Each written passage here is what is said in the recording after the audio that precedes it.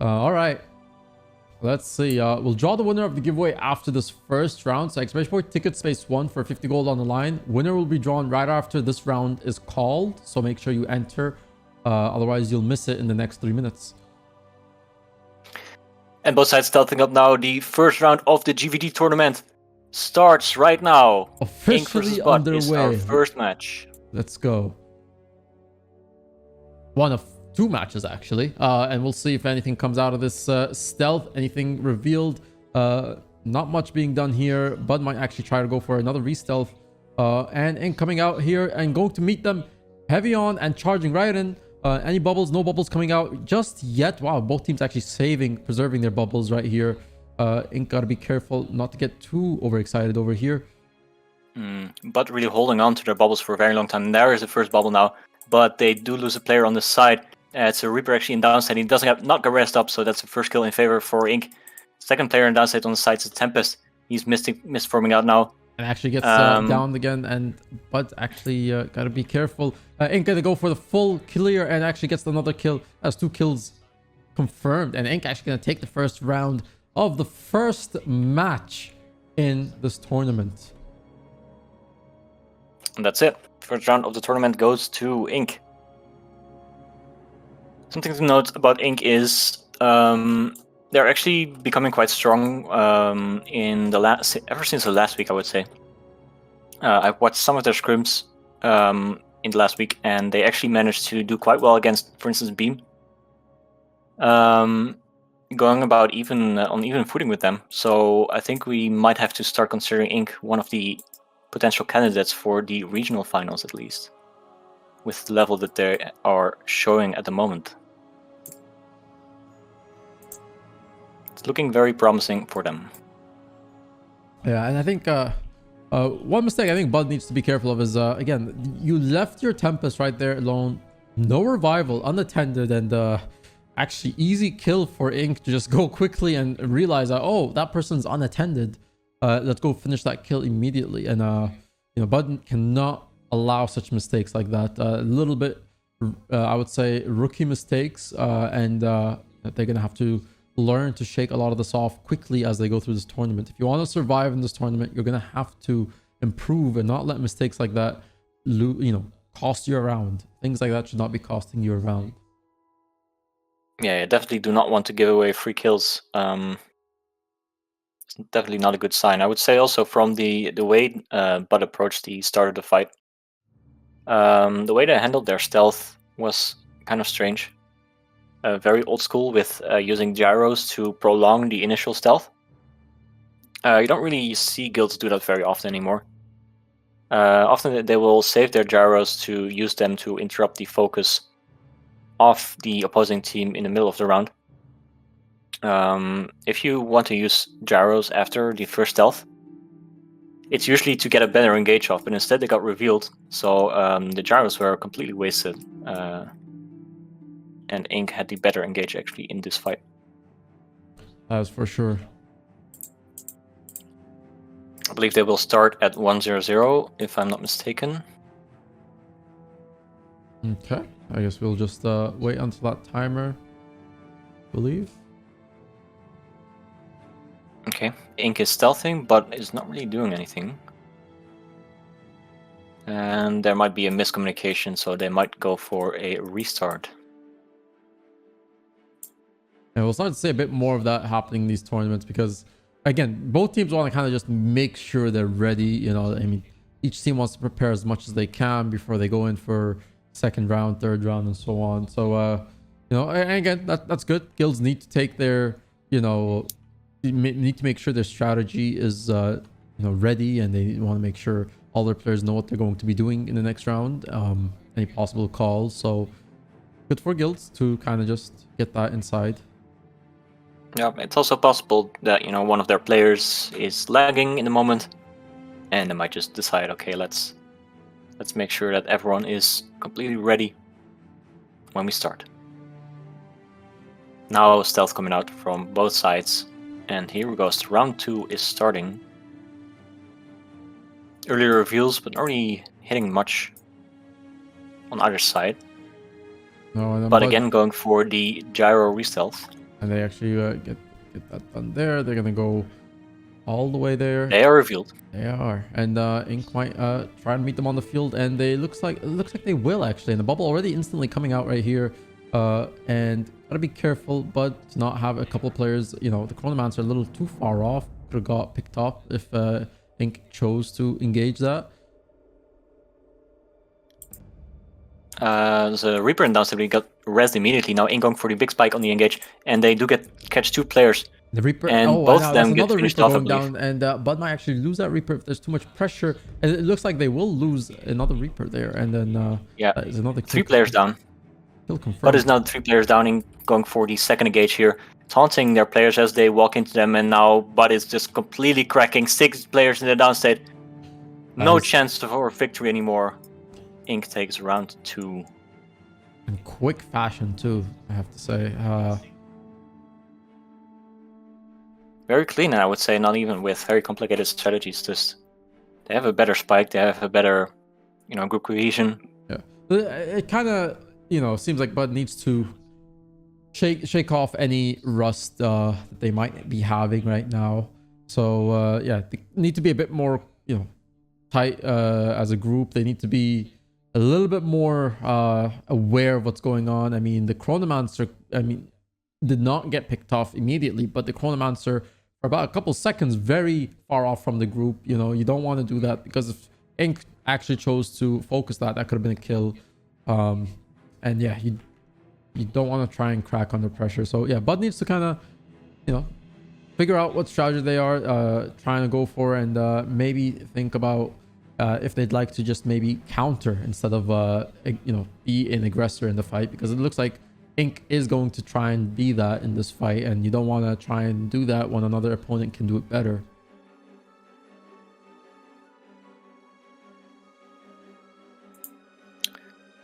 This is kind of what I expected from this GVG, to be honest. It seems like Ink also is just kind of outclassing Bud on all fronts. They have better strategies. They have better players. They seem to have more experience. Definitely Ink dominating Bud in this encounter.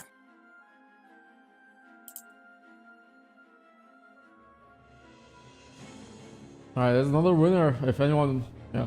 How many rounds are the first rounds of the tournament? Well, each game is best of 9, so these teams have best of 9s.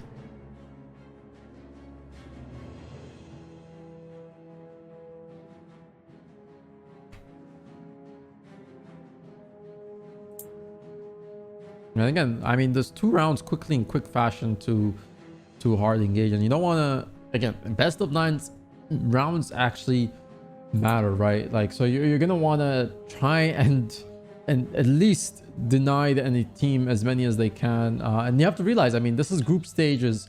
You lose this game, you have to win your next games, right? Because you also have to depend on how well the other teams in your group will do, and if they do better, you might be the team that gets kicked out in the group stages. So winning in the group stages is very, very, in any game is essential, but in the group stages early on, you want to at least secure 1 or 2 wins, because it also depends on how well the other teams in your group stage do.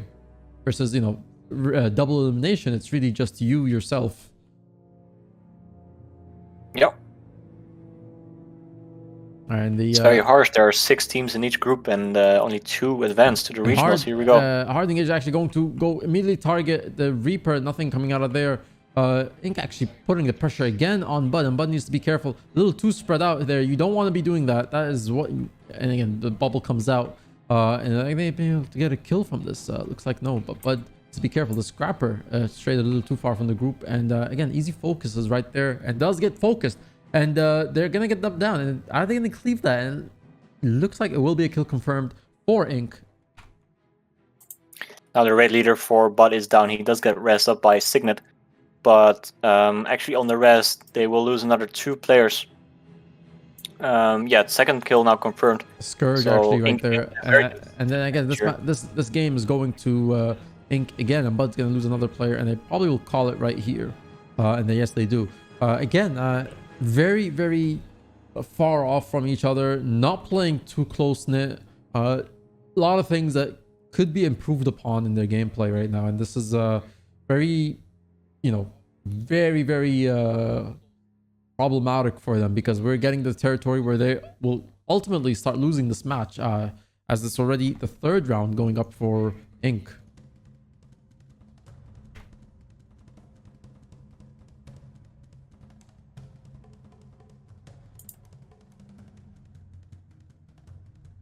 So over there, like, what do you think that could have been done better in this round specifically from Bud? I mean, we know that they need to be much closer to each other as players, but what else could have been done better to avoid that big bubble?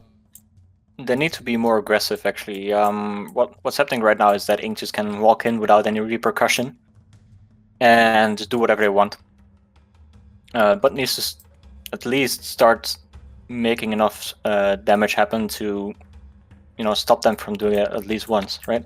If they can't get through the first clash without losing the players, then how can they expect to win a round, right? So maybe they should just try to drop everything in one moment, see if they can catch anything, you know, try to coordinate their skills as best as they can, and roll the dice.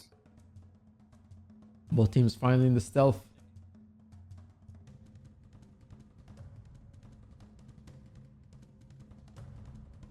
Ink is actually going to go for another re-stealth, I believe. See them right there. Of course, we can't see them. It's enemy teams.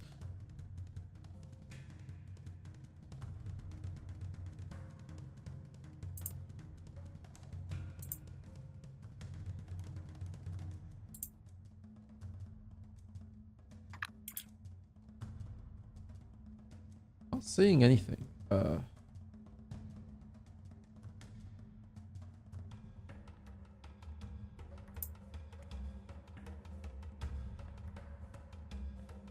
Yeah, both sides is waiting. I think they are discussing about what they can do next. And here we go. Stealth now is coming out, so round 4 is starting. Officially on their way now. There we go. And oh wow, they're actually going to target the scrapper, and they might actually get the scrapper down, and that is an unfortunate kill if they actually manage to get them down. And Bud's gonna have to do something here, but it will be too much pressure to revive the scrapper. And now they do get the scrapper back up, but then hard focus again from Ink, and that will be a confirmed kill right there. Easy pressure, easy kill for them. Another revive, actually, no way. But then the third time is not the charmer over here, and then that is a confirmed kill. And Bud losing players, and probably a bit more than that. Another player going down, another scrapper goes down, and that's another confirmed kill. Wow. But definitely kind of tunnel visioning on supporting that scrapper, and they get caught in another bomb, and they die for it. I think in this round it was actually better for Bud in many ways, because what they tried doing was punish Ink for focusing the scrapper so hard. Right? If Ink is completely, you know, running down the scrapper and not really paying attention to anything else, they make themselves very susceptible to, you know, getting spiked. And Bud tried, but it didn't quite stick. The coordination was not quite there, and at some point instead, after putting a lot of focus towards supporting the scrapper, they lose. I mean, I think this was actually one of the. I don't think there was any advantage for them in this round. I mean, like someone said in the chat, they were not really prepared to cash in on that early reveal. Yeah, just a huge major struggle over there. I mean, a scrapper reveals the team, and you see them just try to make their way back to Bud, but you know, the group just doesn't make anything out of that. And Ink, instead of, you know, trying to go for another re-stealth or trying to, you know, figure out where Beer Union was at, actually just quickly targets the scrapper, and all of a sudden you have a team like Bud is just focusing on trying to keep that scrapper alive, and eventually the scrapper goes down and a second one goes down, and they're done for in the round. That was definitely brutal. Yes, I have to agree. It was very brutal.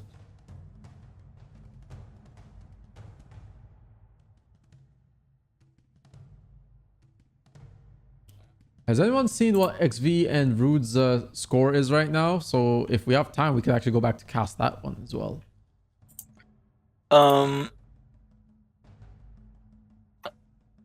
I can quickly check.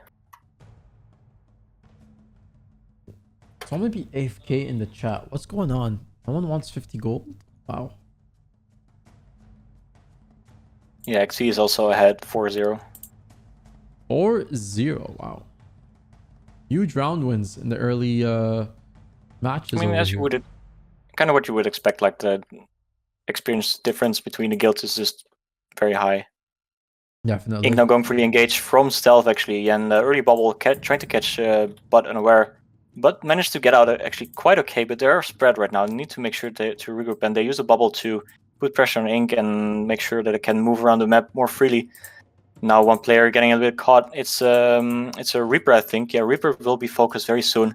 Now Ink will go in, and the Reaper does go down. Does get cleaved out as well. And that's Yes, he is confirmed finished kill. off. Yes, and that's confirmed kill for them. But you have to be careful over here because you know, Inca gonna target the next person and the Scourge and Reaper. Wow, more downs here, and then that's it for Bud. This is it. This is their round. They have lost officially. Not gonna be much to do over here. But kind of just collapsing under the pressure of XP. Even when they went to cleave out the Reaper, you know, Bud was trying to res the player by hand. But the damage is just too much. Like, if you don't damage the enemy players, then you can expect them to just fully focus on cleaving out you. And that's what happens. Bud collapses under the pressure, and that will be the final round for the first GVG of the tournament. And that is actually done, yeah.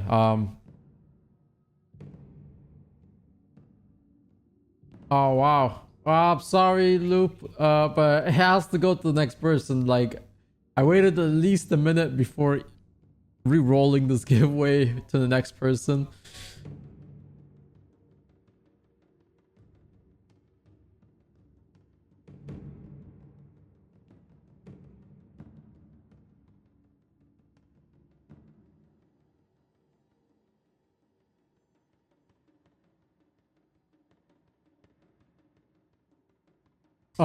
Did Bot try ever countering a focus target instead of saving? I don't believe they did. They are going to bow down here, and I think this is something for Bot to learn. And again, you're not gonna be a team like Ink in terms of being aggressive, but a lot of more counter pushes could have been done. Staying closer to each other as a group. There's a lot of just mistakes that they shouldn't be doing in a GVG, right? Like a lot of mistakes that don't need to happen, and I think that's what cost them. And even if they were going to lose to Ink, I think there could have been a better way to do it, right? At least get in 1 or 2 rounds. You just can't let yourself lose rounds to mistakes that are like that. Those are what you would consider, you know, beginner mistakes, at least a lot of the times. Oh yeah, and you know, you need to do something to get yourself into the game at least. Right? If you are not actively trying to kill the enemy, then expect them to kill you instead. And that's exactly what happened in this GVG.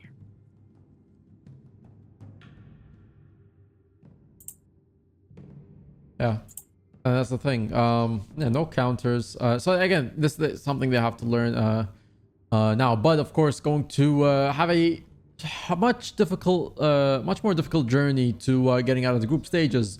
They really need to ensure they win their next rounds, as they still have teams to face in their group stage. Over here, hard engage, and I believe XV on their side beating Rude as well, 5-0. They're gonna have a better time to advance. Securing a win early on is definitely a huge thing. Certainly, I think in this Group C, like both of these matches actually were from Group C. So we will see Ink against XV later on, for instance. And I think that will be a very interesting match to watch. I actually don't know when exactly that will happen, so I will just quickly take a look.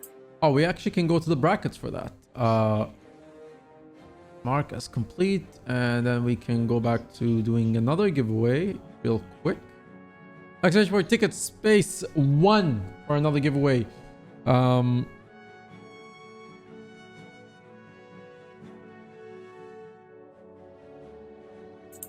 So here we have the EU bracket. I can zoom in on this.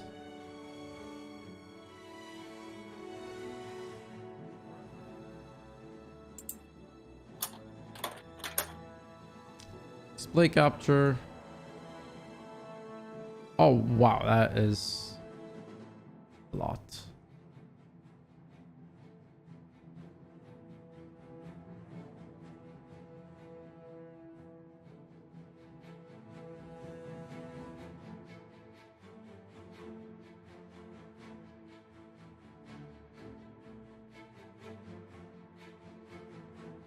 Wait, can I zoom in? There we go.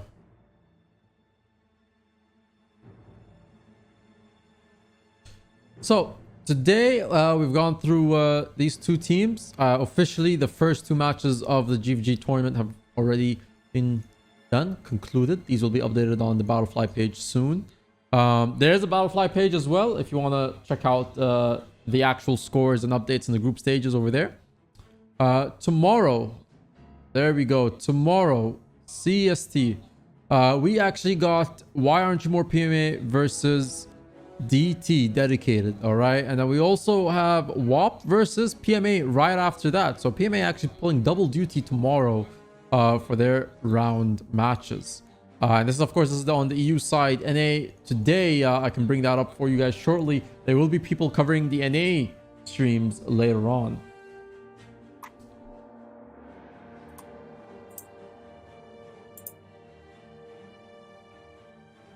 I see, very exciting. I also see that in exactly a week from now we have the match Inc. versus XB.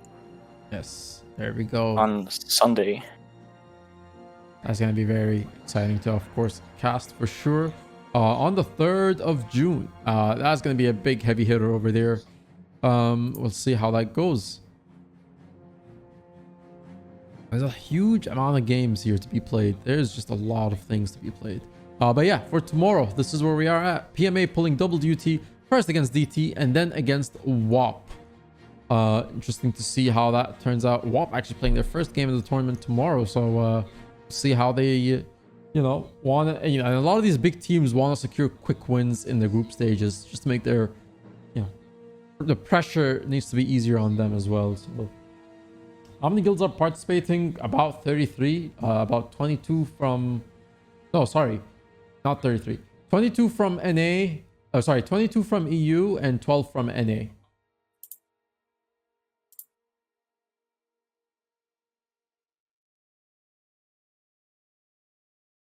lot of guilds. Huge. I think that we put the numbers. What was it? Like 900 participants in this tournament? Yeah, something like that. Yeah. GVG lives. GVG is well and alive. Yes. For NA, yeah, we have not that many on NA, but yeah, EU is about double NA, just about. So, yeah, the teams will be group stages, and then from the group stages, 8 from EU will advance, since there's, you know, about 22 or 24 guilds from EU. 4 from NA will advance to their regional finals. Regional finals will be a double elimination week. Basically, instead of having it all done in one day, it's going to span a week long of regional finals. It'll be double elimination, so we could see some interesting comebacks in that time frame. And then, of course, the final head-to-head winners of the regional finals, once we crown a regional final winner, that guild from NA versus that guild from EU, they will then go head-to-head to global finals the week or on the 27th of June. So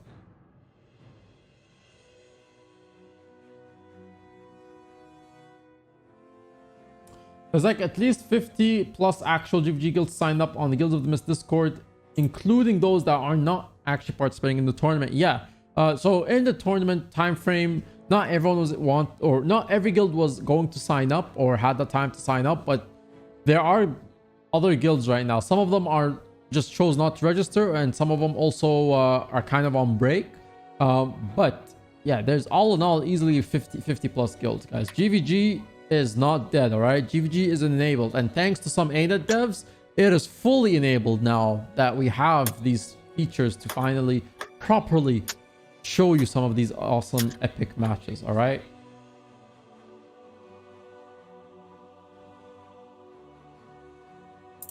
that is for NA, and then for EU,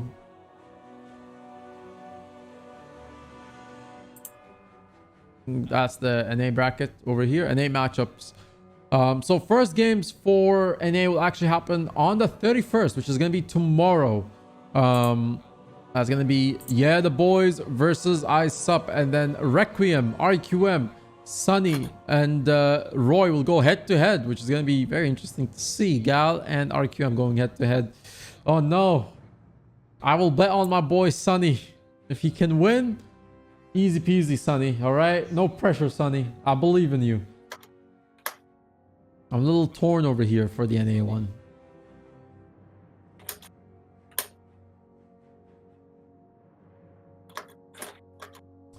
Big kudos to everyone who coordinated this tournament. Yeah, I mean, you have to thank basically the staff, the casters, the streamers, the admins, and everybody who's actually started to donate to the tournament. You guys are making it possible to have a lot of big prizes. So, you know, everybody, the whole community has actually wanted to get this done and actually got done. And in very short time, and it's the biggest tournament, the most ambitious, the largest GVG tournament of all time, right? And it's only going to get better, right? We're going to do this one, and we're going to do another one later in the year probably. We're looking to do more. GVG is here to stay.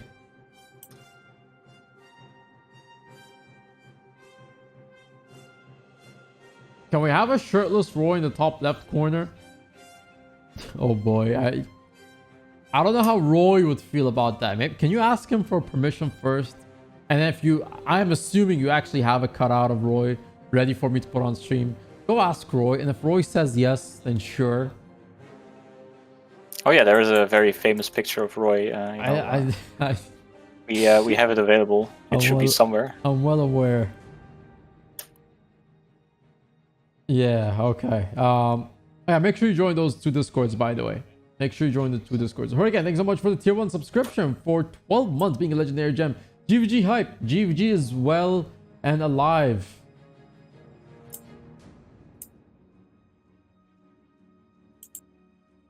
All right.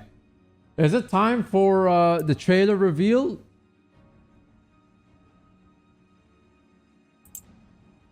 I am ready.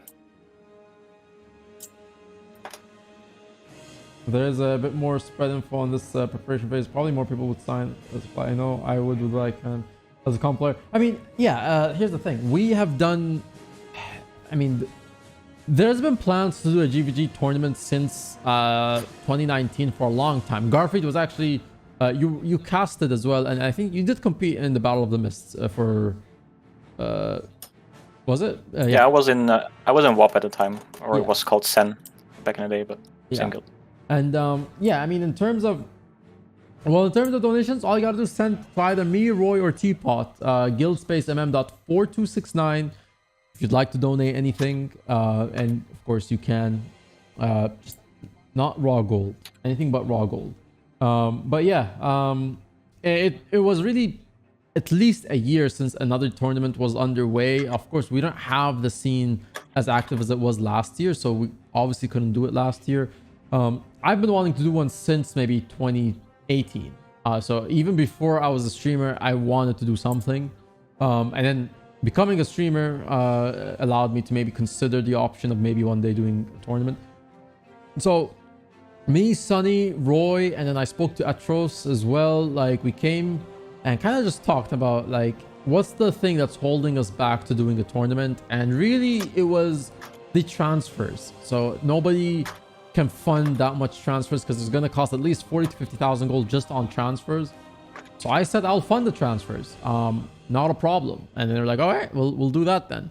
So after that kind of solved things. But then guilds were still very, you know, hesitant because they're like, well, we're gonna have to leave our server if we have to fight a guild that's not on our server or not on our color, which means potentially they could get locked out of the server, and they didn't want to do that just for a tournament. So it kind of didn't have that as much, but then guilds were still very much interested and said we want to sign up anyway, right? Like, it's a once in a long time, like since 2 years basically since the last tournament happened. So people really wanted to get this tournament underway.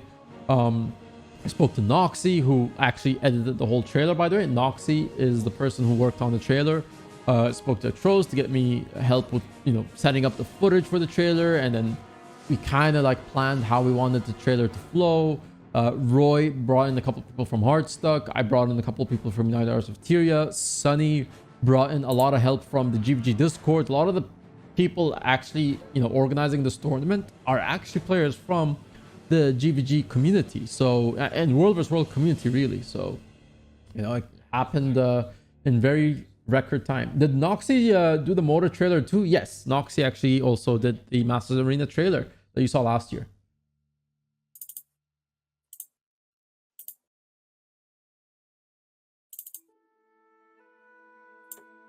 Oh, Google Docs still opened? Yes.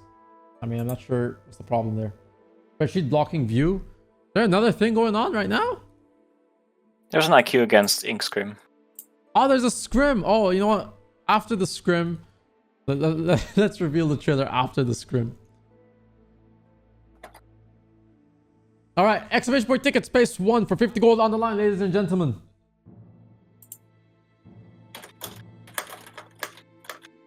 Yeah, for sure, it will definitely boost morale. I mean, we're planning to do this on a huge tournament like this on a yearly basis. Why not? Why not? And honestly, we're already talking about trying to do another tournament after this in the same year if it comes out.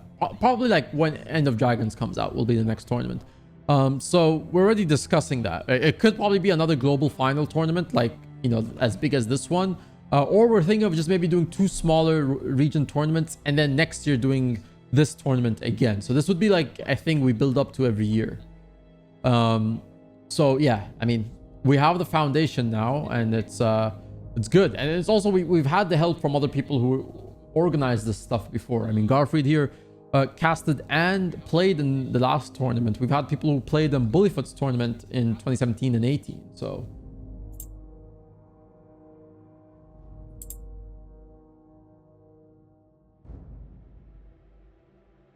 that isn't Bud versus Ink, it's IQ versus Ink. Well, yes, I still have the score from the last match. So, yep. Actually, let's just change this. Let's just do... I don't know what IQ is at the score right now, but let's change this. 5-0 going to Ink and 5-0 going to XV. First games of the tournament today. Anyone knows what the match score of this one is right now? Again, this is not an official game. This is just a scrim.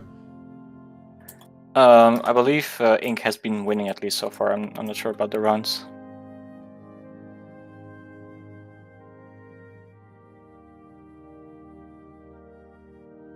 An expansion tournament could be sick while the meta is still not fully developed. I mean, it wouldn't happen if an expansion tournament happens. It'll probably happen at least a month after End of Dragons, giving enough time for people to kind of play the new meta. Yeah, broken or not, but it would at least have to be a month after, 2 months after. We see Ink over here focusing and actually getting a kill over there on the IQ scrapper, and actually does go down. Ink managing to secure a kill over there, and now IQ trying to rush in and get another kill here. Maybe the Spellbreaker from Ink is gonna get under heavy pressure. Will they manage to fall? No, they don't actually. Big revive over there. They do manage to finish off one Renegade on the side though. And now another Spellbreaker is in downside. He will get cleaved out by the DPS Spellbreaker from IQ. IQ making a very good comeback after losing their Scrapper early on. Now Ink going for re-engage, but not much to be found. I believe they don't really get any lockdown on any players. Now IQ going for the re-engage.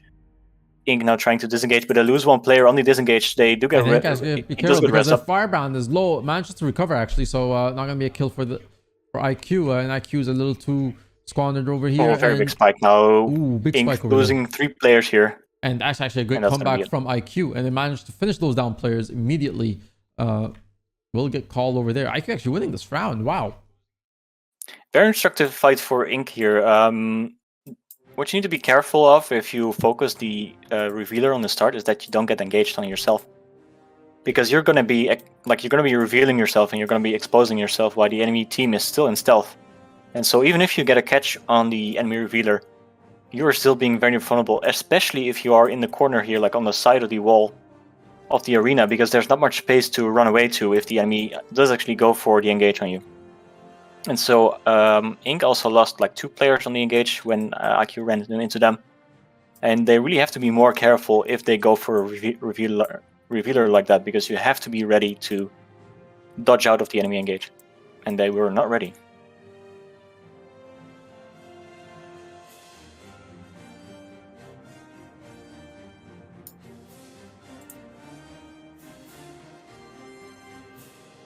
I mean, both these teams as well will probably end up meeting at some point in their regional finals. So, you know, there's a good feel for some of these guilds to scrim during the tournament, because I mean they kind of get an idea of what the other guild is capable of. Of course, not every guild is going to maybe throw all their cards out in a scrim. They might actually just be testing things and seeing if it works.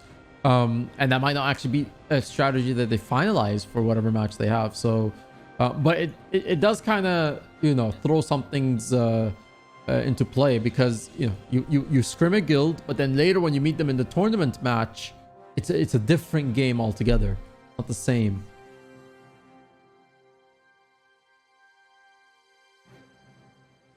All right, let's close this giveaway. Giveaway has been going on for a while. Close giveaway. Draw winner. Explicit congratulations on the win, Mr. Soup Can.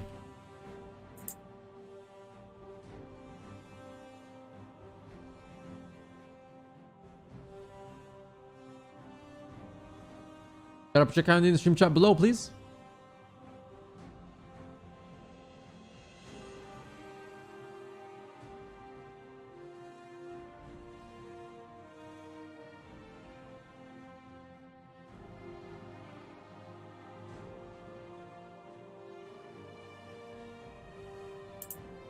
Ink again going for the engage on the revealer. The warrior does get away with Andrew Pay. Now Ink going for a veil to quickly stealth out of the engage of Ink.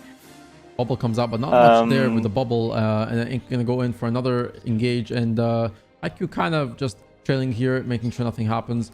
Ink actually wasting away with a bubble, and interesting to see what happens here. And now the bubble comes out here, and can anything happen out of this bubble? Maybe nothing. Spellbreaker gets heavy focused from IQ. You need to be careful. IQ kind of wasting their wall spikes, so Ink definitely has an advantage now. Here they go for the re-engage. Do they find anyone? Not really so far. Now locking down maybe one of the firebrands. No, he does get out. There's another pull, so they pull him back into the bubble. The firebrand could go getting down, locked down maybe now, not. They need to be they careful. actually switch focus to the Scourge, and he just got finished off. So that's one kill in favor for Ink now. Let's see if they can continue the single target focus, or let's see if IQ can make a comeback here. One of their player is in downstate. The Renegade actually gets killed off over here, but they actually will call it. I believe IQ just suffered a little too many kills over there. So it's round to Ink. It was actually won by IQ. Was it? Yes.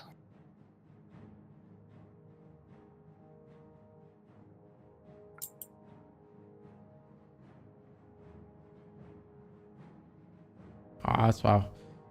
I feel like IQ lost that one. Lost like 2 players. It felt like IQ was on the back foot at some point, but they managed to get good spike off and kill 2 Ink players at the end there. Oh, okay. But even with the other players down, wow. That was... I don't even manage to see that. Hey, the soup can? Alright. Put your account ID in the stream chat.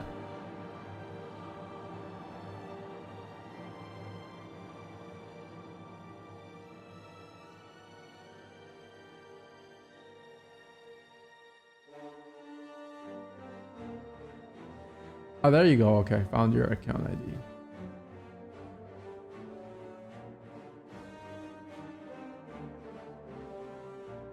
IQ is looking pretty good right now, I would say. Yeah. Especially because they're playing against the warmed up Ink. Definitely not a bad result if they can take rounds against them convincingly and actually.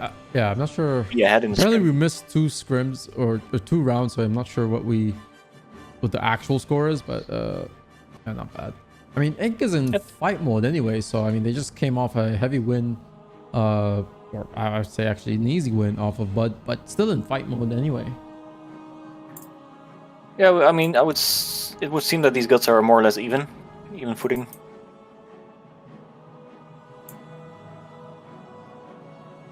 both sides is kind of trading and getting advantages here and there.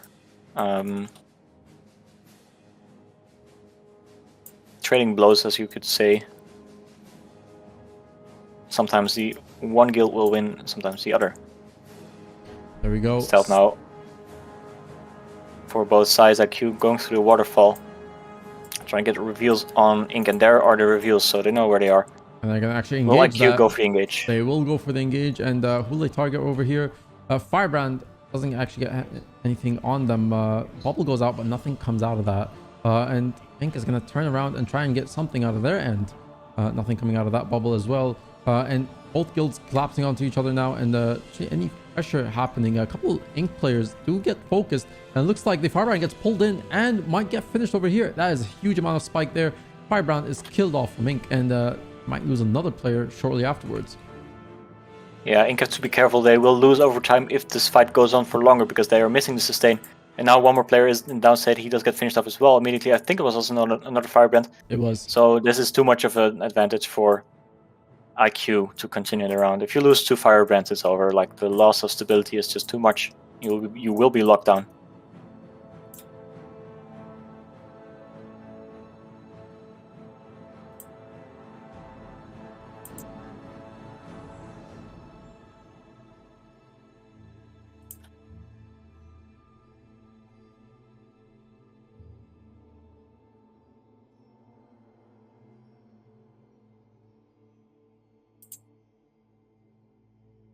Trailer time. Oh, actually, while this is happening, I do actually have to set up something.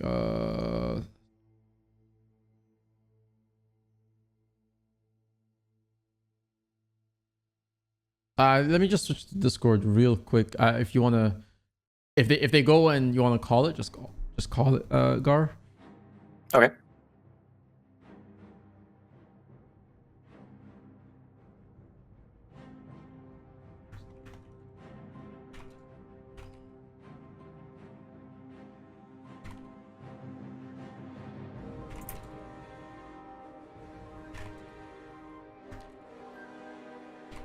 Just have to make sure. Have to actually get the Reddit post ready as well for the trailer. Of course, it won't be unveiled until after the trailer's unveiled here on stream, but just in case, when we're done with the trailer reveal here on stream, post it on Reddit. There we go, another stealth. Next round is starting. Ink still in stealth. Also IQ now in stealth. Ink actually being revealed here. Going for the engage on the middle and early bubble from IQ to defer. Ink's engage. Now second engage also coming again from Ink. IQ still kiting. Ink needs to be careful not to overextend on this. And that Spellbreaker actually kind of overextends. Doesn't actually get focused immediately. I don't know if IQ could have used the strategy there, and does get actually focused, but too late, already stealth. And IQ needs to be careful. Their Spellbreaker gets pulled in and get finished here. They're not careful. One IQ player was in downside, was a Scourge. Another player is in downside, is in a Firebrand. And he does get focused down again. He will go down here. Let's see how the cleave is from Ink. It's a little bit slow. They need to be cleaving this much harder because the res will come through very soon. No, it does not actually come through. IQ lose a player for free, I would say even. However, one more Ink player went down and got finished off on the side there. So it's 1-for-1.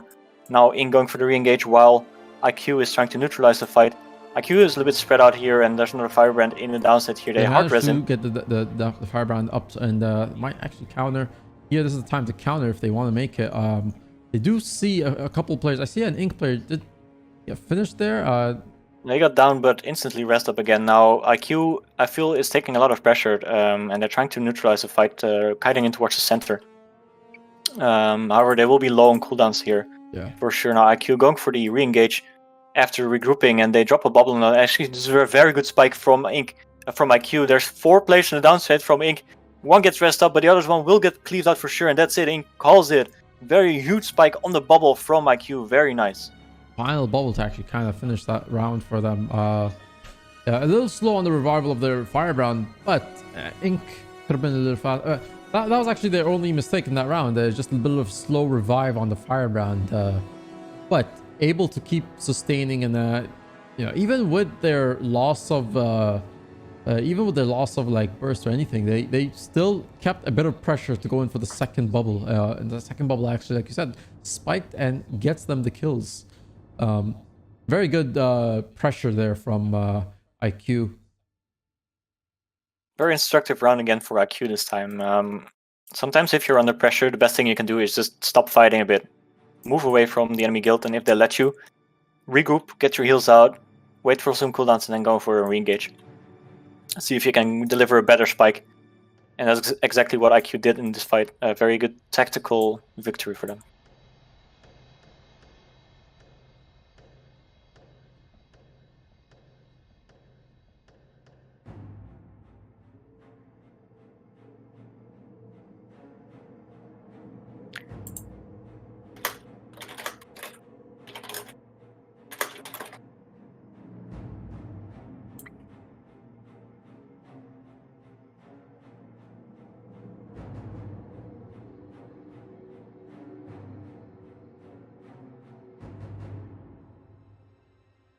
The actual GVG, yeah.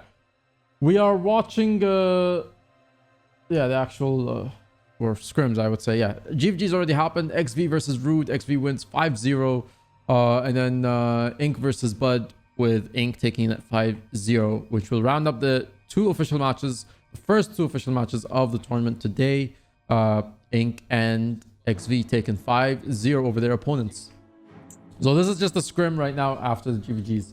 We'll probably, after the scrim, I guess, reveal the trailer.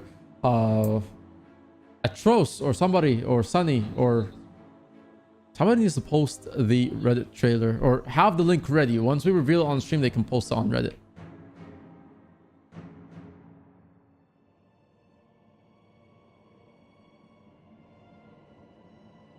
The reveal comes out, and the bubble comes out from Ink. Not much being done over there. IQ going to just back out. That player needs to be careful from Ink over there. The Spellbreaker actually could have been targeted. Nothing actually coming out of that though. Very split engage here from Ink, I would say. Dropping They a bubble, actually they do catch get down one player over here. inside. The Scourge is going to get focused heavy, and will actually be able to get down. And no, they get the revive over there. Like, you're not able to confirm that kill for them.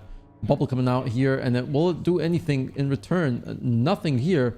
Spellbreaker almost got caught up, but actually managed to go back into IQ's group. Yeah, the Scourge still being targeted on the side of Ink. They do get stealth. He does get stealthed, so he should be okay for at least a while. Now Ink going for the second engage. IQ dropping a bubble on their chill, and they do get a Scourge down now. Actually, two players down on the side of IQ. This is going to be a ready war. Who gets finished killed, first? and that is a confirmed kill, like you said. Yeah, but that's a Firebrand traded for Scourge now. On the long term, Ink will win this fight, but not if they lose their players into a big spike, because two players in does it out. And that actually will do the round in favor of IQ right there. I mean, big spike, and ultimately takes the round for them. Yeah, IQ spike is now dominating the fight. Like, Ink needs to find a way to deal with that, because they keep losing their players to those spikes. And what they should be trying is put more pressure on IQ, make sure that they cannot regroup freely, make sure that they cannot deliver their coordinated spike as easily.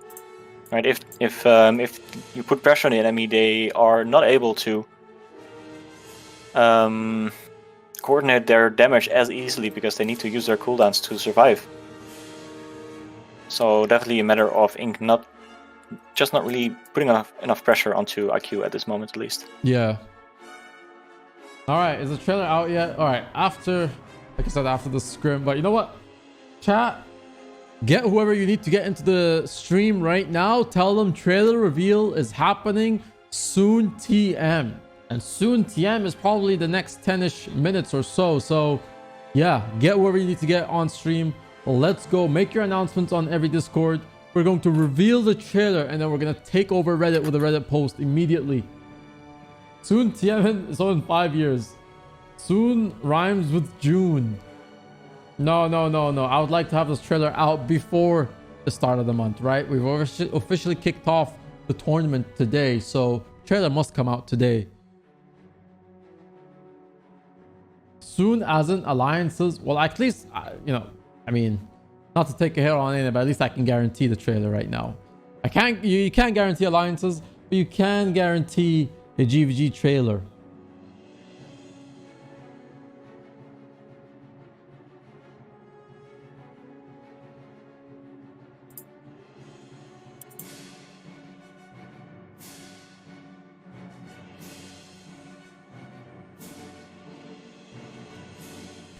All right, exclamation for ticket space 1 for 50 gold on the line.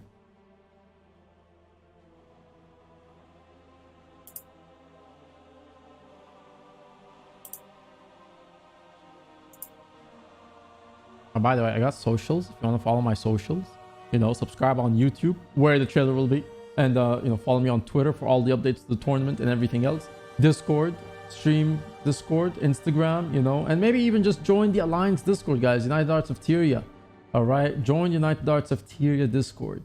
The artists actually were all found over there who got us this, you know, overlay and logo, and yeah, UAOT also helped out with the tournament. Battle efficiency helped out. Looks like a scrim's already happening underway, or the round's already started. IQ and Ink. Bubble comes out, nothing to be done over there. Unless someone gets finished off over there. That Scourge actually gets heavy cleaved, heavy focused, and they will manage to get that Scourge down one more time. No, not really. Manages to actually recover. But yeah, lots of cooldowns used though to keep him survived, so they might just be able to train down him once again, but no, not really. Almost vulnerable, but not really. And they actually get the Renegade down, and that is probably going to be a confirmed kill, is it? No, actually. It's not. It's a hard res, so no res cooldowns for it either. And IQ didn't have anything left to really get that kill, so, you know, he just gave them enough time to just do the hard res. Yeah, I feel like Ink has a very good chance to win this fight here, and actually they kept this Necro down into the downside. Cannot get a cleave down though, but IQ using her bubble to defend him. Now the Renegade goes into downside once more. Let's see if they can get the res again. They need to use a res skill for this, I believe. No, it does get a hard res now. One player on the side does get finished off. It's a Spellbreaker for IQ, so kills in favor for Ink at this point in time. Wellspike now coming out from IQ, and they've catch the Renegade on the end, and this guy will get cleaved out for sure. Yeah, that's going to be the cleave. 1 for 1 and traded and killed at this point in time. Very good. Ink now managing to keep the pressure on IQ very nicely. They learned from the last rounds not to let IQ regroup, and they keep up the pressure and get another kill. One more Renegade in the downside, one more Guardian as well in the downside for IQ. Ink now getting one kill after another. And it's going to be another confirmed kill. He's really trailing behind now, and then Bubble comes out, and that Bubble will probably catch them all off guard. Maybe, yes, I guess actually does manage to get a couple pulls, but not enough. But IQ again still under heavy pressure here. The Scrapper getting a bit focused over here. Scrapper getting downed over here on Ink, and Ink might have to do something about that. But they are retaliating against that and could confirm another kill on IQ. A Bubble gets dropped as well. It could be the one that finishes the round, but not really. Still, both kills still going at it very late into the round here.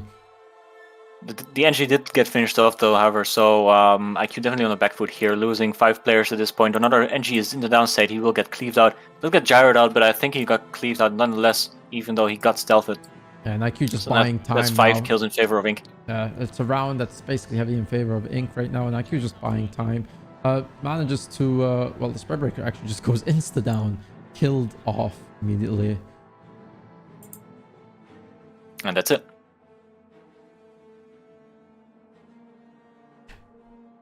Good game. Good comeback, actually. That was a very good round, actually. Yeah, very close round. I think multiple comebacks in this round, but Ink actually... I feel like they changed up their strategy a little bit, just sticking onto IQ, staying on top of them, keeping the pressure right on them.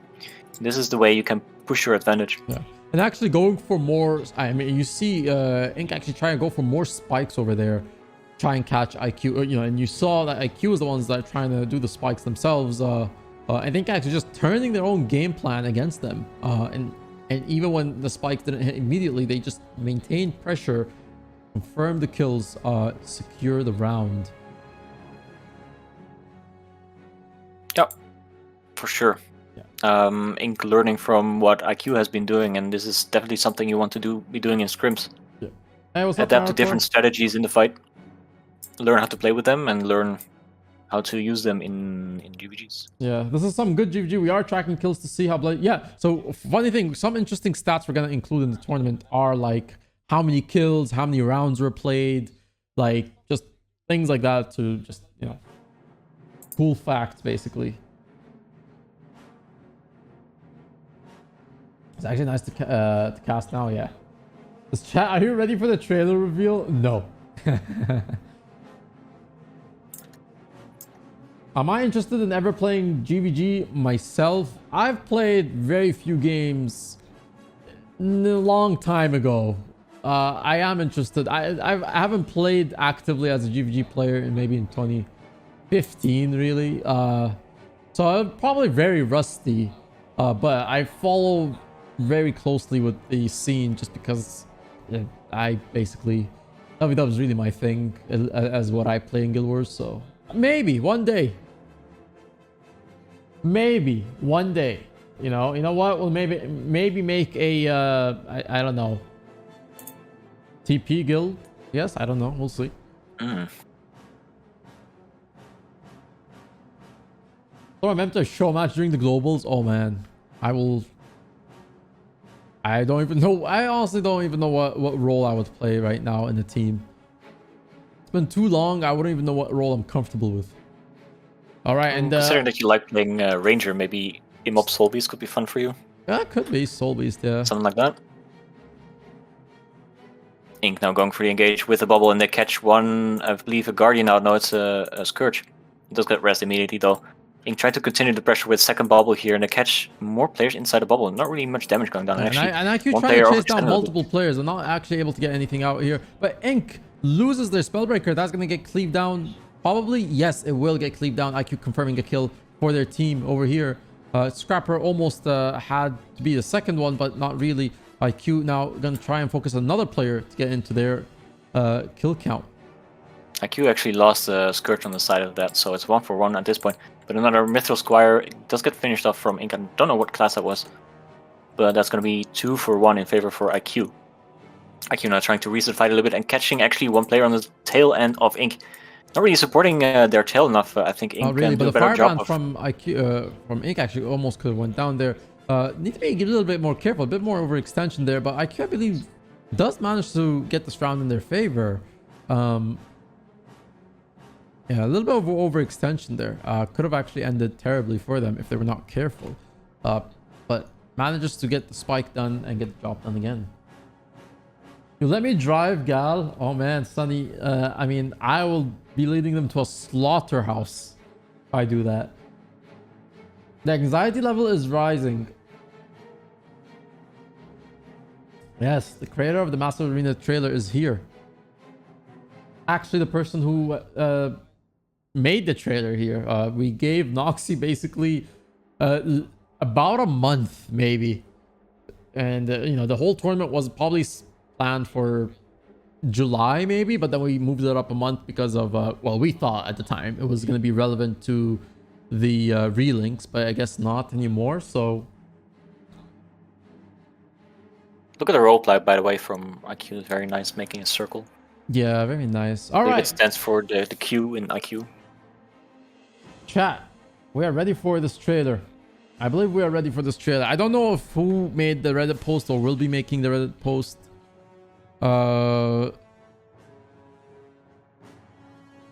Maybe Sunny, I don't know.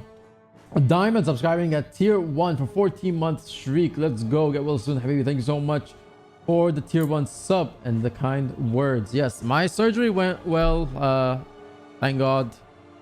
Thank God surgery has gone well, guys.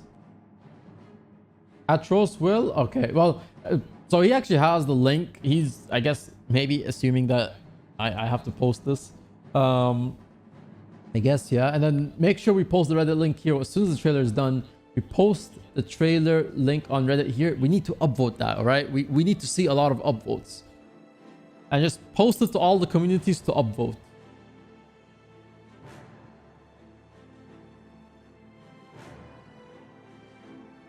Heartbeat is rising. Well, get ready. It will probably rise a bit more.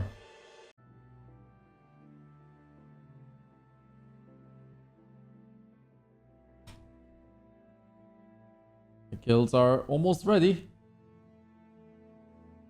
Yeah, maybe just taking a little bit of time, you know, making sure that everything is set. Maybe hyping their players up a little bit, you know, this is also exciting for them. First match in the tourney for them. Of course. They need that energy level up. Yeah, there's probably like a lot of pressure now on the guilds finally to, you know, the build up for their game to start and all of that. Because yeah, this is the first match for these two guilds as well on the tournament, and you know, first impressions are everything. You know, you want to come out strong with your first game, or try to at least, or if not, at least show that there is room for improvement, so that you can have some sort of hype going into your next game, and your members kind of can see like, oh yeah, I can improve better on this, or this game was a loss, but we can get the next game because we've improved because of this and this. And also, this is a match that could potentially decide who goes into second place, right? These guilds are presumably competing for that second spot to go to the regional finals, and their match, like their first match here, could already be a very huge factor in deciding who goes on to those regional finals. Yeah, that is true. Like, this is kind of, for this game at least, this is definitely an important game compared to some of the other games who have not played. I mean, yeah, this is for them, make it or break it, right? Determines which of these has basically time to rest and which doesn't. So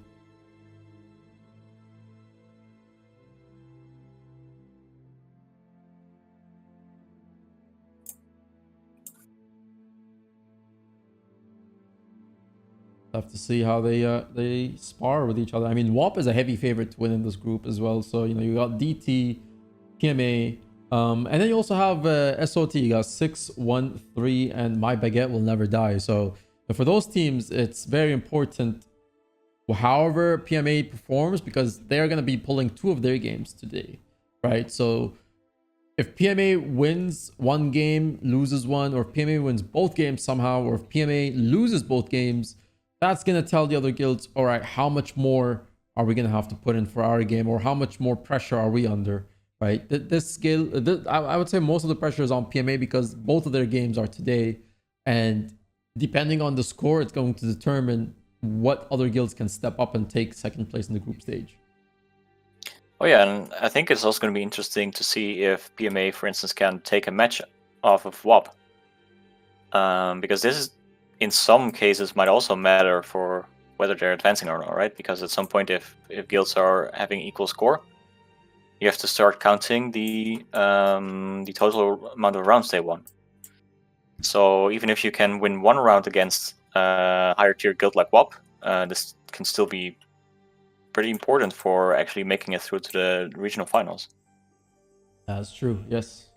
And again, it's going to set a lot of pressure for them on these two specific games. Really will, you know, kind of do it for them. They have to win, and it's kind of like, I guess in a way, like organizing your first games quickly is a good way, I guess you could say. But then also, there wasn't maybe enough days to practice, right? Because not all the games are being played every day quickly, right? As long as they're all done before the regional finals, about 2 weeks, 3-ish weeks, as long as it's before that, they do have to play a certain amount of games at least to make sure the tournament goes smoothly. But for a guild like PMA, for example, they don't have today. If they didn't have a match scheduled today, they could have actually had more practice, more scrims maybe. So then a guild like that does not have that much free time now because they already have their games up. I would, if I was a guild leader, I would actually also consider just waiting a bit, scheduling my matches, because I might want to see, if some guilds have secret strategies up their sleeve or not. I'd like to spectate a bit, see what's going on, what they're trying to do, and see if I can think up some counters in preparation for the match against them. So I think maybe we also see that happen a little bit already. Maybe some guilds are waiting a bit with their more difficult matches to scout out the rest of the field and prepare some surprise strategies for them. That's true. Also, I just noticed my scores are mixed up. Teammate should be on the other side. I thought they were gonna.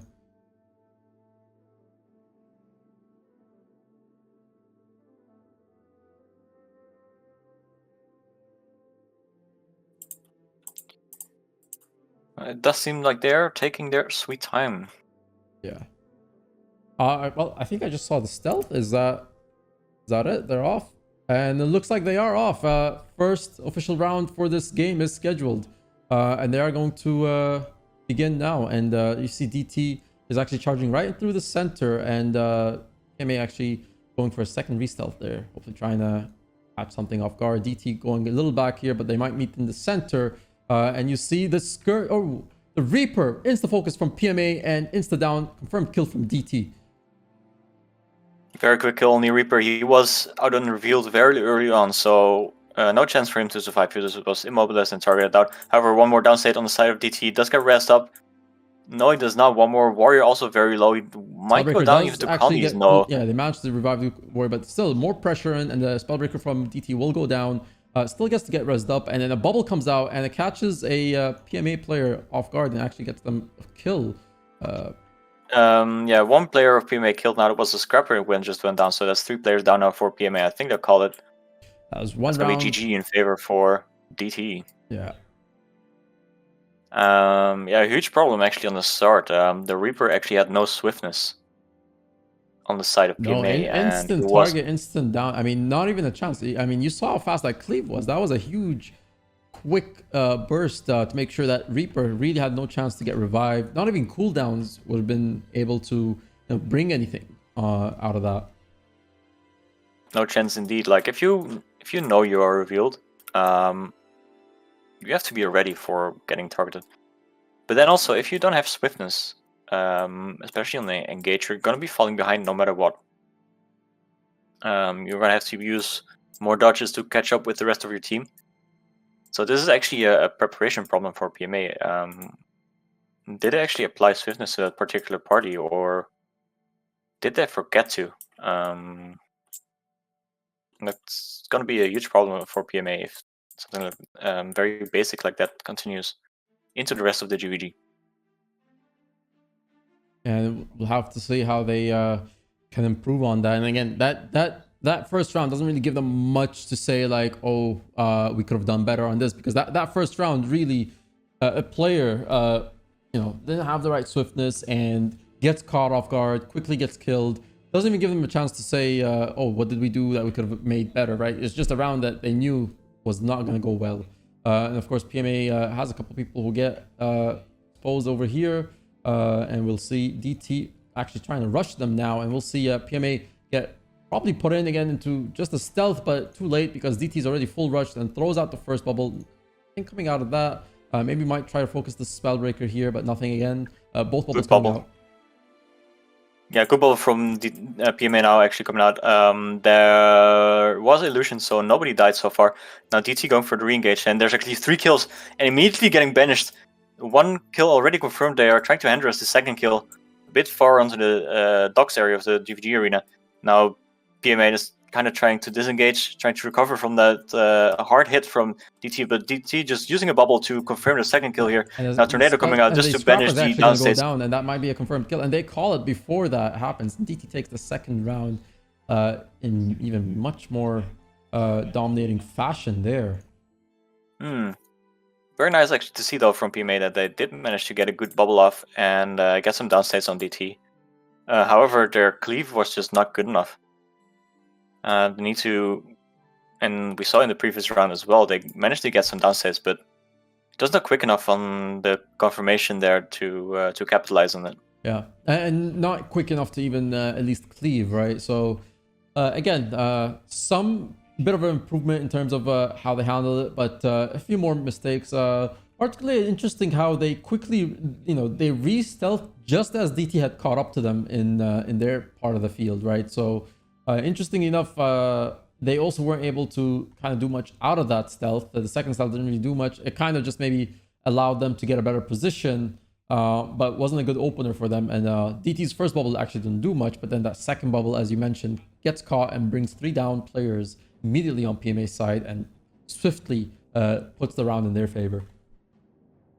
I like what I'm seeing from PMA in some instances. They had a very good disengage from the first bubble that DT put down, for instance. Just making sure that everyone got out. Very good support, very good movement. So that's nice to see, but then some other things they just kind of don't really seem to really get right. For instance, if you look at the way their revealers move out after the stealth is dropped, you will see in a moment. They actually don't really go further than halfway the arena, and you're never going to reveal DT if they stay on their health like that. So I'm very curious as to why the revealers from DT are playing like that. Let's see if maybe they go further into the arena next time. Yeah, and DT actually going on to the edge of the arena here on this side of the stands, where all the players are usually gathering, and gonna go charge into the center, see if they meet PMA on the open field. And looks like there is a reveal there, and they're gonna maybe go for the restealth, and they are gonna collapse into each other now. Bubble coming out from DT. Doesn't do too much, but I could start to see a couple of PMA players get target. They're gonna try and get focused on someone, try and get the kill here. And then yeah, Reaper a little bit being focused, but actually one player very low here on the side of DT as well. Spellbreaker might go down now at 10% HP. No, he does make it out alive. Now Reaper's downstate on side of PMA, another downstate as well. Scrapper, so 2 downstates for PMA. The Scrapper does get banished and will probably get confirmed very soon. Yeah, they actually get to focus the Scrapper, and they do get the kill on the Scrapper. Another player going down for PMA, and that might actually do it for them because multiple downs from PMA, and that gets called immediately. I'm so curious as to why PMA on the reveal does not go further than halfway the arena. It's so incredibly defensive on something that is meant to be offensive, right? Revealing the enemy's player from there were some chances. I've seen just before that last bubble came out. Did you not notice there were 2 players on DT actually on the back end of PMA's team? Actually, if PMA had actually just focused those 2 players, could have actually gotten some kills. I believe one of them was the Daredevil from DT, so could have actually used that opportunity to focus that player. I felt like those players overextended, but maybe PMA just in the heat of the moment just didn't notice that there was actually a player on their side a little too far off from their actual DT team, and could have been exposed there. Could have tried to do something. It's I mean, sometimes it's not so easy to focus a Daredevil, especially if the Daredevil has, you know, he is vaulting around with staff 5, and he has quickness and stability. You can't really hit him until he runs out of initiative. It's like Spider-Man insect. Yeah, exactly. What DT has to be doing because, or what PMA has to be doing, because they got engaged on with 2 bubbles, they need to at least drop at least 1 counter bubble just to make sure they don't get run over. And start losing their players just to the pure pressure that DT is able to apply from being able to free cast on them during the engage. So some defensive usage of their offensive skills is needed from the side of PMA, I believe. Again, I'm very curious as to why PMA is revealing so defensively in the opening. I really don't like it. They always start on the back foot. By playing like this. Again, PMA revealers not going further than 2/3 of the arena.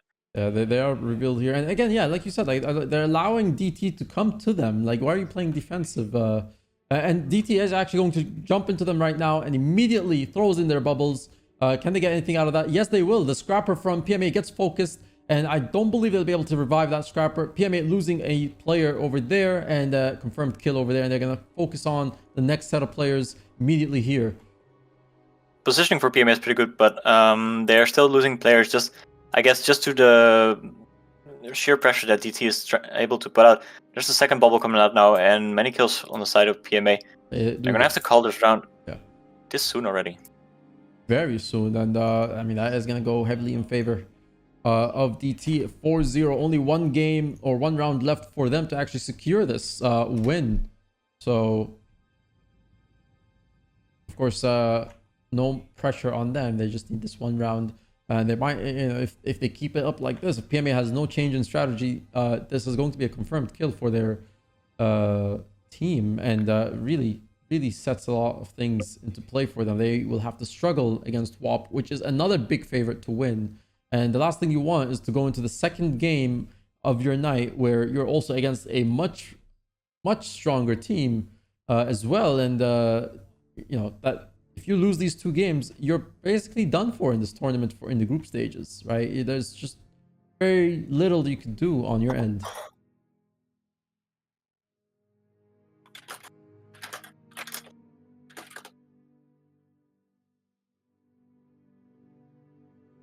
Well, PMA has only one round left, I guess, to put themselves on the scoreboard. They need to come out with something, something aggressive, something that DT does not expect. Catch them unaware, because you can definitely catch DT in a spike. The problem is that PMA has just not really been trying until now. Yeah, they've been running very defensive to them. So again, begs the question: why are they not changing the strategy in any way? Yeah, I mean, maybe this is something that PMA needs to discover in a review. Like ideally, they would figure it out themselves in the fight already, but maybe they're just so focused on their gameplay that they can't really think of adapting their strategy, at least not at this point. But then again, they also have to fight WHOP right after this, right? So there's not much time to change their strategies. No, not At really. least in the foreseeable future. I believe the stealths are going to start appearing right now, and we're off for the final round, which could be for DT, unless PMA keeps and wins something here to keep the game going on. DT's over here getting their stealth again, and already charging in, trying to take some part of the ground here. And PMA position might be a reveal out there with those people getting revealed. And yeah, DT figures that out, and that's actually going to go in. Bubbles coming out, and immediate focus on the Firebrand from PMA. That's going to be a huge blow. Firebrand will be cleaved out, and that's a confirmed kill. PMA No is going rest kill either. And no rest kill coming out for Firebrand is a huge problem. Now the Scourge also then start. He will get cleaved out by the group of DT. And instantly also an aggressive bubble while they were cleaving the other target out to keep up the pressure on PMA. PMA not being allowed to regroup. And one more player will be killed as another Scourge being tornado around the arena. A couple more kills going in favor of DT. This will be called very, very soon. And that's it. 5-0 in favor of DT. That is, yeah, a very huge blow for PMA, who now have to go up against a much stronger team like WHOP, and now have to face that pressure.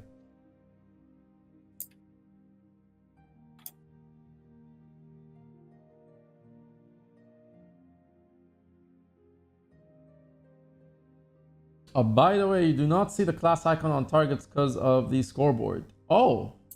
Oh, wow. It's actually just about too big of a scoreboard to cover it. What can we do to change that? Let me see what I can do.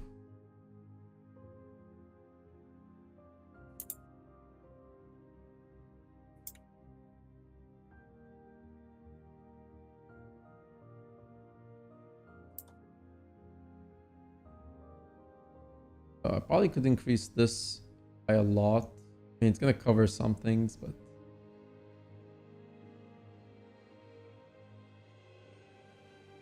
let me see. Let me target someone. Firebrand. No, still not good enough.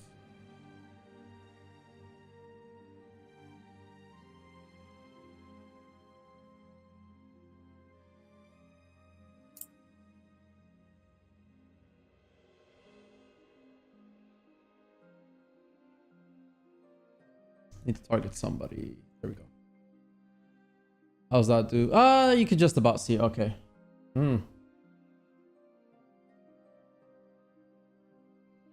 Make the UI smaller. I could make the UI smaller, can I? Yeah. I feel like making the UI smaller would kind of mess with things, though. Would it be fine, though?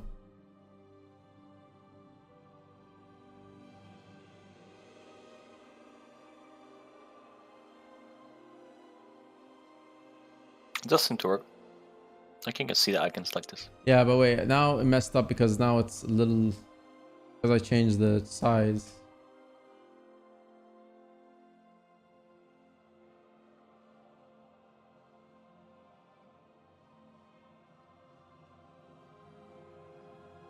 It got worse. Yeah, I feel like what it was before was fine. No, let me fix it. Normal was actually not bad.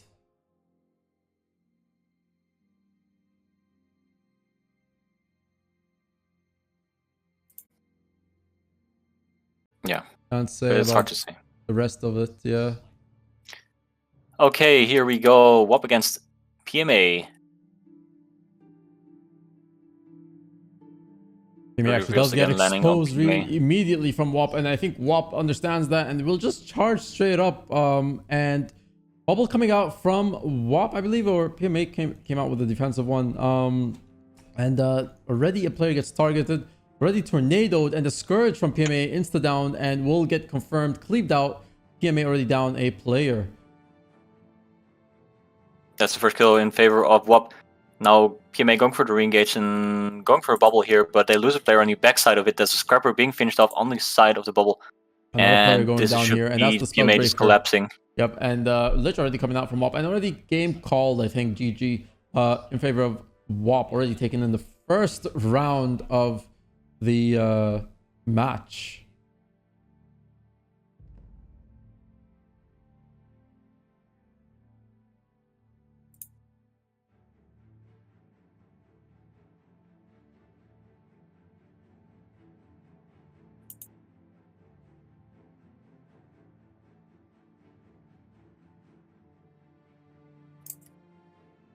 And I believe no down players for WHOP, so betters. This is either good or bad news for you. I mean, if you've taken bets, yes, you don't want to hear that. All right, there we go. I think I fixed it.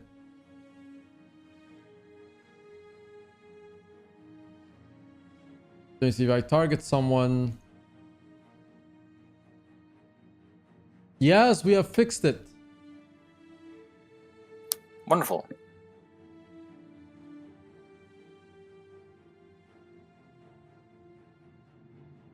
All right, thanks so much, Camp, for the save right there.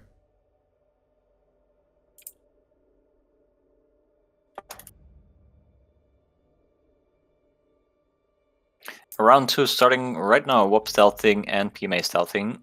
WHOP actually gonna cross here, and then it will take into the center kind of, but now finding PMA, finding their mark, and we'll crash into them. Bubble coming out does not get much done. Both teams actually throwing their bubbles in retaliation, but PMA is going to get singled out with their scrapper, taking the first hit and full cleave down there. PMA losing a player, and now their Spellbreaker needs to be careful. The next target coming in from WHOP, targeting the Spellbreaker PMA.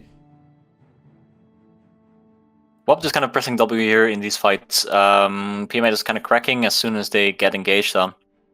It's not what you want to see, but they have to deal with the immobilize with all the CC that comes paired with a WHOP engage. And it seems like it's just a little bit too much for them, not really being able to come out under the pressure that WHOP is immediately able to apply to them. Yeah. And you know, they try, especially in the first round, they tried actually quite hard to put some counter pressure down. They had very good bubbles, they had a good wall spike, but just the WHOP players are very used to dealing with just that, and not being able to generate any downstates so far, it would seem. Is this the legendary? Now PMA is a very different PMA. Yeah, not the same guild. We'll mix them up. They're not the same people.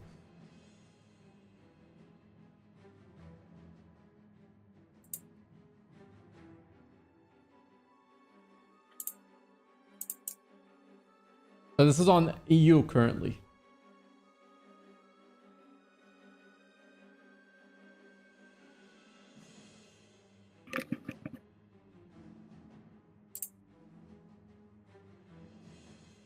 Yeah, PMA, I mean, needs to be more. I mean, we saw this with DT. PMA just allowed them to just come to them, and you know, it didn't work in against DT, not work against WHOP. You know, just play the aggressor for a round. At least try and change the strategy, because PMA not really changing anything in their strategy since the last matchup that they just had. And you know, you don't want to try and do something that hasn't worked. Now is the time for you to try something new. Take risks, because you don't have much time. I mean, these rounds are over very quickly, and you're just giving chances. You know, you need to take more risks, find out something that could work, maybe catch WHOP off guard with something. Yeah, they need to figure out the engage. Like, I feel like their engage strategies are not that great. They're just kind of waiting in their corner until they get revealed, and then they get engaged on. And that's definitely not how you want to play. Send out your scrappers further into the arena. and try to get actually the reveals on them instead of just controlling the center and waiting it out, because that's definitely not going to get you very far. Let's see if they adapt their strategies or stick with what they know. And we'll see what that happens. PMA going in for the stealth. Same with WHOP here. Any revealers in chat? Nothing here. PMA actually getting revealed here and not even giving a chance. I mean, could have actually focused the scrapper. They actually go into a quick stealth, but WHOP actually probably will find their target somehow. PMA coming out of their stealth now, and WHOP actually finding PMA in the field and will charge into PMA again, being charged on in full engage. PMA loses a player here to the bubble. Daredevil actually gets insta-cleaved, I believe. Yeah, those insta-kills is not what you want to see, especially if you know where the enemy is and what they're going to do, but instead, PMA is just going to crack immediately under the second engage here. After losing 2 players immediately, the next spike of WHOP is just too much for them, and it's going to be 3-0. And yeah, again, you want to try and change strategy here. Again, another very similar strategy is not really changing anything. And this is where you're supposed to take risks and everything. I mean, they went for the re-stealth and still stayed in the very, very close to their original position. So, you know, if you're going to go for a second re-stealth, you need to be on a different part of the map at that point, right? You need to be on a different position. Because as soon as they came out of the re-stealth, WHOP didn't really have to change much. They were basically 2 meters next to their original position. It just didn't work out.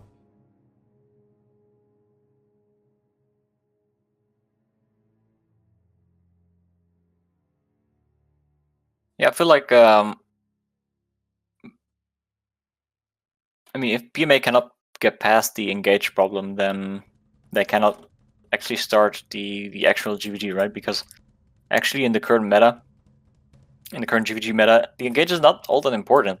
Like, most of the time the engage is just about, okay, both sides kind of dodge through each other's damage, neutralize the fight, and then the actual GVG starts. But in this case, PMA just not quite having the sharpest approach to the engage, and it tends to immediately put them on the back foot instead.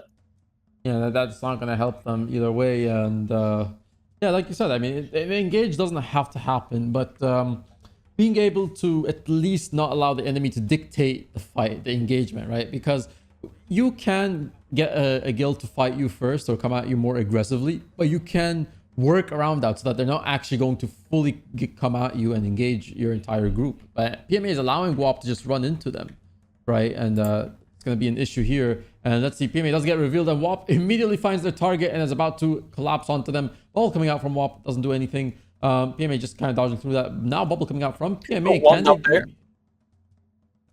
Yeah, it was one spellbreaker down on the side of WHOP, so that's the first down state in favor of PMA, but they did a res up, and now 1 player cracked.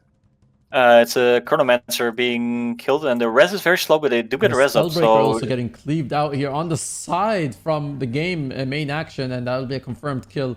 PMA losing another player. Very slow cleave as well, and PMA could not go back to even help their player. There was a second player down on the side of WHOP now. Does get rest up again, so that's easy for them. However, they will finish off the fight now. 4 down states on the side of PMA. And it looks like, well, PMA losing the round, but if anyone was bet on WHOP getting 2 players down, the WHOP actually had 2 players down. So they only need 1 more. You only need 1 more WHOP player to go down for you to win this bet. So if you know, want to take your bets, well, it's too late now, but if you have bet against this, you might be losing. People who have bet for the 3 down states might win. Getting spicy. And this is the thing. This is the last round, by the way. So will there be a down state from WHOP on the last round? Because if there is, even if PMA loses, you still win the bet. And isn't it interesting? This is all coming down on the final round. There's extra pressure now.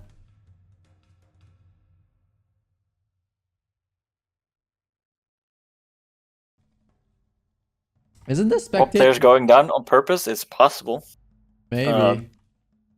You know, who knows? I think it's good content either way.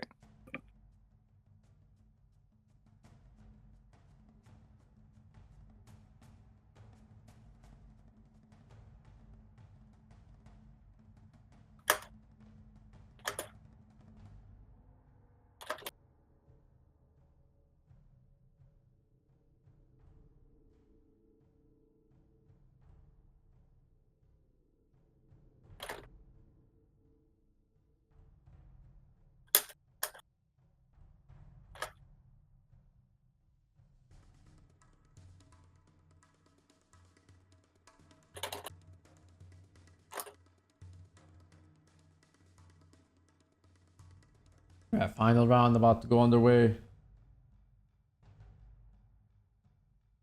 And the stealth is here, which could possibly be the final round for PMA.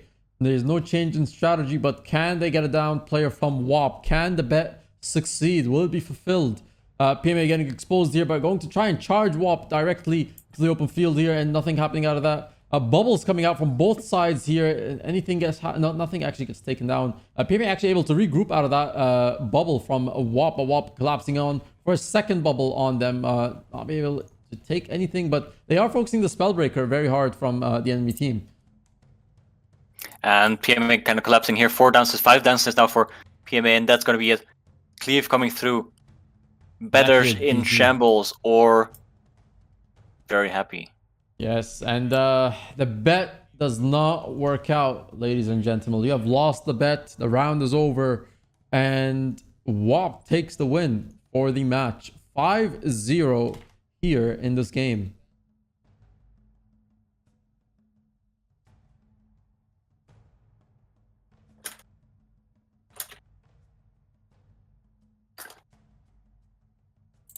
GVG is kind of like a solid addition to the game, but it's more like a brawl than anything else.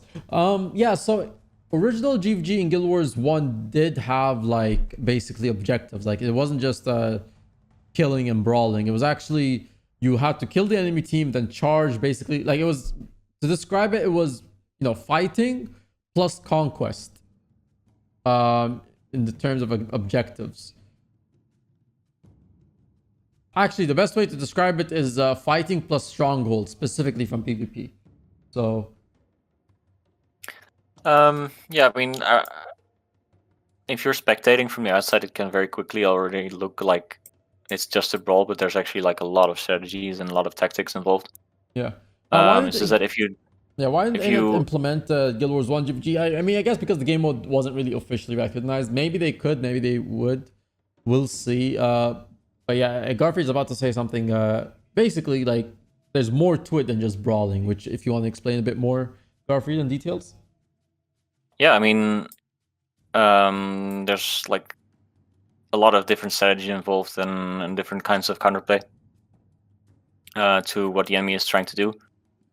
Although the current meta in GVG is very heavily standardized because, well, we've been basically playing with the same meta for about 2 or 3 years at this point. But basically what's happening is you have support players, you have DPS players, and you have control. And you have everyone trying to control the opponent. And what's usually happening is that either a team can play for pressure, so just keep controlling the enemy by consistently applying AoE damage towards them, or they can try to focus down single targets, which is what is currently the predominant strongest strategy. So what we will currently see in the current GVG meta is